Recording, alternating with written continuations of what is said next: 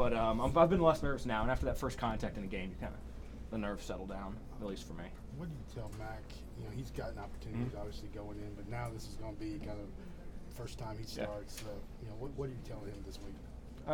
Tell him the same thing I tell any quarterback, especially one that I've known, I've practiced with. So Max, I got faith in you, as much faith as I have as anybody else. Like I told them down there, we've done well historically with backup quarterbacks, and I've got as much faith in Mac as I would in any quarterback here. He's sat here and practiced against our defense for 3 years and got MVP the spring game, and he can throw the crap out of the ball. And it's not like our playbook gets limited or we stop attacking down the field. I mean, we're gonna roll just the same as we always do. So. What do people not know about him? We don't, people don't see that much of Mac in games till the end of games. What do people? I think a lot of people underestimate Mac Jones. I don't think they know how good he's going to be or how good he is. That's something they're always kind of in that. What's going to happen after Tua? Mac Jones is really good.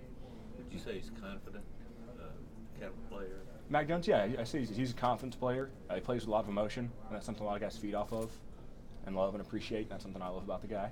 But he's going to be fun to play with. So kind of loosen up as the game went on. Yeah, Tennessee. Yeah, I mean, you get in there for the first time, especially you get thrown in mid-game. That's tough to come in with no rhythm. You're not warm, and he'll be prepped and ready to go for Arkansas. So I'd expect to see him come out guns blazing. Where did the Joker nickname come from? Oh gosh, he like cackles a little, less of a laugh and more of this like high-pitched cackle, and that's kind of where it came from. You guys can ask him about it next time he's up here. So is it more kind of the Batman villain type? Or yeah, more Batman villain type. That's kind of where we attribute that. Henry was saying he's a jokester and he's always and that he's like a good spirit. Can you give an example of like something he would do to give you all a good laugh?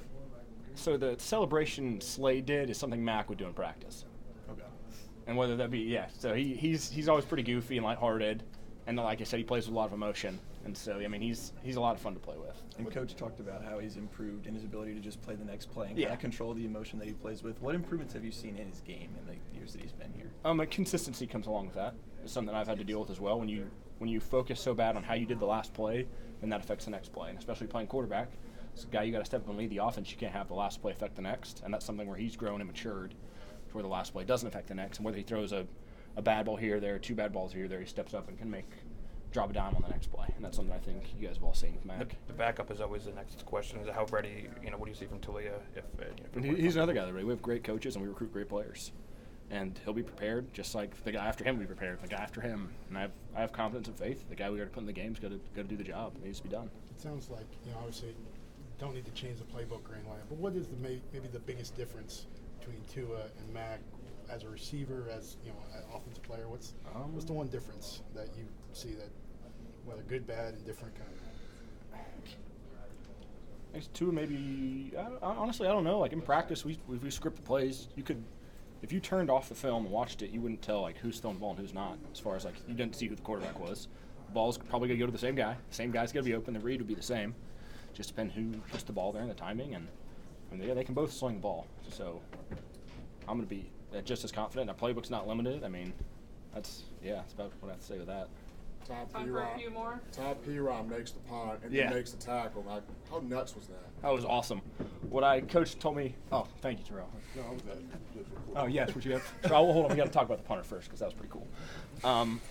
Actually, he made the tackle and I was supposed to be there.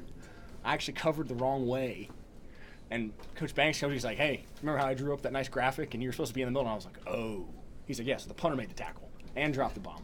But I was super happy for him. As a guy I talked to before the game, like, you got nothing to worry about, just kick the ball. And he did a fantastic job, and the crowd loved it, and so did we. Yes, Terrell. Hey, how did you feel about that? They called a penalty, but I think you could have reeled in a one-handed grab. Yeah. Probably could have. Yeah, should have caught that one. Catch rating. That one's definitely on me. It definitely would have bumped up my one-handed catch. So that one's on me, Coach. Do you have any outside linebackers that could have made that catch? Definitely not any of ours. Definitely not any of ours. Coach talked about how well y'all ran the ball direct and how there's still some room for improvement on the edge. How can you get better at running the ball today? Today?